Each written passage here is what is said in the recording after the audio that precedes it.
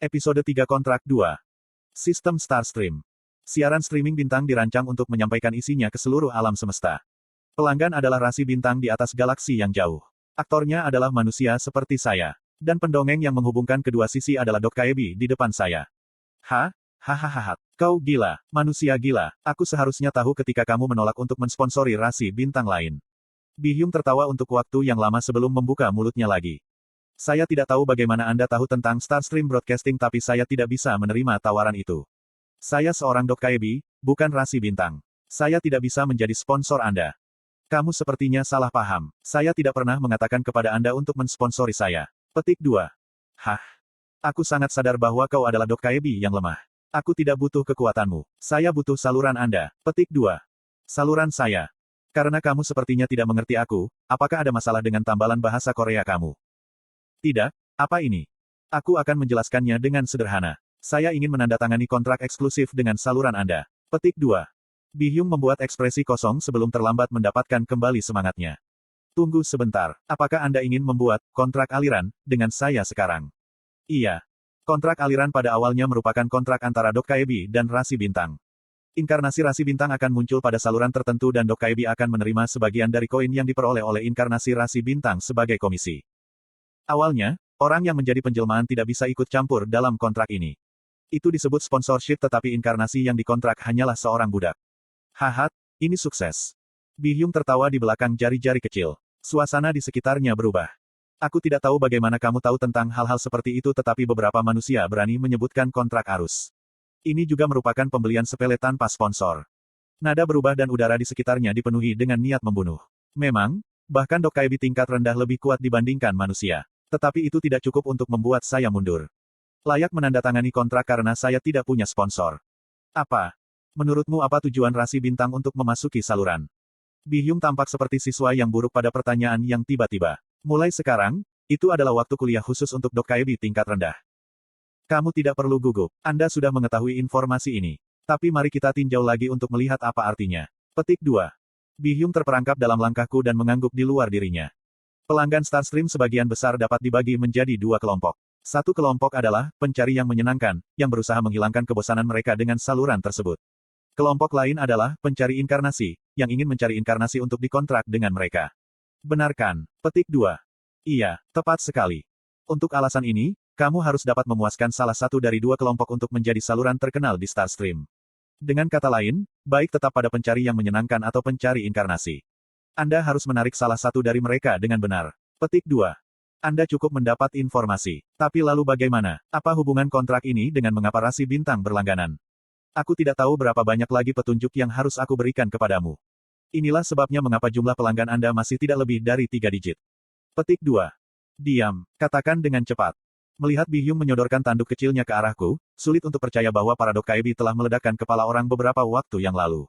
Sekarang mari kita berhenti mengolok-oloknya dan mengambil kesempatan. Bagaimana jika ada saluran yang bisa memuaskan pencari kesenangan dan pencari inkarnasi? Apa yang kamu katakan? Hal seperti itu tidak mungkin. Bahkan jika itu mungkin, itu hanya untuk sementara waktu. Kata-kata Bi-hyung benar. Alasan mengapa tidak mungkin memuaskan semua rasi bintang adalah karena karakteristik kelompok pencari inkarnasi. Tujuan rasi bintang ini adalah untuk menemukan inkarnasi. Mereka mengubah saluran segera setelah seleksi sponsor selesai. Karena ini, grup pencari inkarnasi hanyalah pelanggan sementara. Tapi, itu adalah cerita ketika seleksi sponsor berlangsung secara normal. Apa? Bagaimana jika ada inkarnasi yang tidak menandatangani kontrak dengan konstelasi? Dan bagaimana jika inkarnasi itu menunjukkan kemampuan yang melampaui seluruh inkarnasi dengan sponsor? Petik 2. Adanya inkarnasi yang kuat akan menarik perhatian rasi bintang. Jika inkarnasi ini terus tidak memilih sponsor, grup pencari inkarnasi akan terus berlangganan tanpa meninggalkan saluran. Tunggu sebentar. Apakah ini sebabnya Anda tidak memilih sponsor? Iya itu betul. Ini menarik. Bi-hyung menyeringai padaku. Menjadi inkarnasi terkuat tanpa sponsor. Jika ada hal seperti itu, tentu tidak akan menjadi mimpi untuk menjadi saluran Starstream terbaik. Tapi inkarnasi seperti itu tidak mungkin ada. Apa kau benar-benar berpikir begitu? Kurung siku buka. Saya akui Anda tidak normal. Anda telah menarik perhatian rasi bintang dari awal dan berkat itu, saya juga telah bersenang-senang. Namun, ada batas untuk delusi Anda. Apakah kamu tidak menyadarinya setelah melalui itu? Manusia biasa tidak akan pernah bisa mengalahkan inkarnasi. Itu adalah hukum dunia. Aku tidak tahu itu. Kamu sudah melewatkan kesempatan ini. Lihatlah ke sekelilingmu. Ini bukan skenario utama. Anda gagal sub-skenario dan sekarang hidup Anda berisiko. Tidak ada rasi bintang yang mengawasi Anda. Benarkah? Kurung siku buka tanda tanya kurung siku tutup.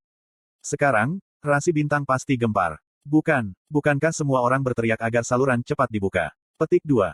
Bi-hyung diam. Bukankah mereka semua menjadi gila karena penasaran sekarang? Siapa orang gila yang menentang regresor? Apakah dia benar-benar seorang nabi? Bisakah dia benar-benar melihat masa depan? Jika dia bisa melihat masa depan, apa yang dia dapatkan dari ichthyosaur? Petik 2. B. Berhenti. Kamu adalah. Mulai sekarang, aku akan menunjukkannya. Jadi diam dan lakukan apa yang saya katakan. Apakah Anda ingin menjadi Raja Dokkaebis? Petik 2. Pandangan Bi-hyung ke arahku berubah. Aku bisa mendengar suara dia menelan ludah. Bi-hyung mengkhawatirkan. Bagaimanapun, tidak ada ruginya jika dia percaya padaku di sini. Kemudian, murid Bi-hyung bergerak cepat. Kalau begitu mari kita selesaikan dulu skenario yang gagal. Beri aku 5.100 koin. Apa yang kamu katakan? Saya tidak gagal. Petik 2. Kurung siku buka. Mungkin sekarang aku sudah memenuhi persyaratan. Saya melonggarkan tubuh saya dan bangkit dari tempat duduk saya. Tubuh dinginku kaku. Bi-hyung masih memiliki ekspresi bodoh di wajahnya. Buka salurannya. Ini akan segera dimulai. Petik 2. Mulai? Apa yang akan? Kemudian sebuah pesan terdengar di udara. Skenario tersembunyi telah tiba. Plus. Skenario tersembunyi, Komandan Slayer. Kategori, tersembunyi. Kesulitan, A+. Kondisi jelas, bunuh Komandan Laut, Ichthyosauria dan keluar dari perutnya. Batas waktu, 10 hari. Kompensasi, 9.000 koin. Kegagalan, kematian. Plus. Dengar, bukankah aku sudah bilang padamu untuk bersiap? Ada 3 jenis skenario di Ways of Survival. Skenario utama bertugas mengembangkan cerita utama. Sub-skenario ini bertanggung jawab atas peristiwa kecil. Dan skenario tersembunyi hanya dibuka melalui kondisi khusus. Bagaimana bisa? Bibir Bi-hyung bergetar karena terkejut. Berbeda dengan skenario utama dan sub-skenario yang menjadi tanggung jawab seorang Dokkaebi, skenario tersembunyi ditandai oleh penampilan otomatisnya ketika kondisi tertentu dipenuhi. Kamu bahkan tidak tahu. Anda Dokkaebi kelas rendah. Petik 2. Kamu, apa-apaan ini? Ngomong-ngomong, jika aku bisa menghapus ini, aku akan membuktikan bahwa aku memiliki kemampuan untuk kontrak, kan? Bi-hyung menyaksikan layar skenario dengan mata suram. Dia menatapku dengan tatapan yang cermat dan bertanya. Skenario ini, kesulitannya adalah A+. Apakah Anda benar-benar yakin dapat menghapusnya? Iya. Ada ombak kecil saat air sungai Han menabrak dinding perut Ichthyosaurus. Bi-hyung terdiam sesaat sebelum membuka mulutnya. Baik, jika Anda berhasil menyelesaikan skenario ini maka saya akan menerima kontrak. Ketentuan kontrak akan dinegosiasikan setelah skenario dihapus. Sangat sombong, maka saya akan membuka saluran lagi. Mohon berusaha keras. Tunggu sebentar. Akan sulit jika dia sudah pergi. Saya punya sesuatu untuk diperiksa. Anda memiliki sesuatu yang harus dilakukan. Kurung siku buka. Ada apa sekarang? Nada mengejek Bi-hyung agak mengganggu. Perbaiki kesalahan sistem untuk saya. Sistem bermasalah. Jendela atributku tidak terbuka. Tidak mungkin. Sistem tidak dapat memiliki kesalahan. Sistem skenario sempurna.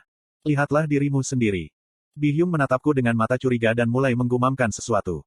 Debi-kyung, Dokkaebi telah menggunakan gangguan sistem pada Anda. Gangguan sistem. Itu adalah keterampilan interferensi absolut yang hanya bisa digunakan oleh Dokkaebis dengan hak untuk ikut campur dalam skenario. Sebenarnya, tidak jelas apakah alasan mengapa saya tidak bisa melihat jendela atribut adalah kesalahan atau tidak. Tetapi setidaknya Dokkaebi akan dapat menemukan sesuatu. Dan jika dia tidak bisa mengetahuinya, itu juga menguntungkan bagi saya. Keterampilan eksklusif, dinding keempat diaktifkan. Pada saat berikutnya, percikan api terbang di udara dan menimpa Bi-hyung.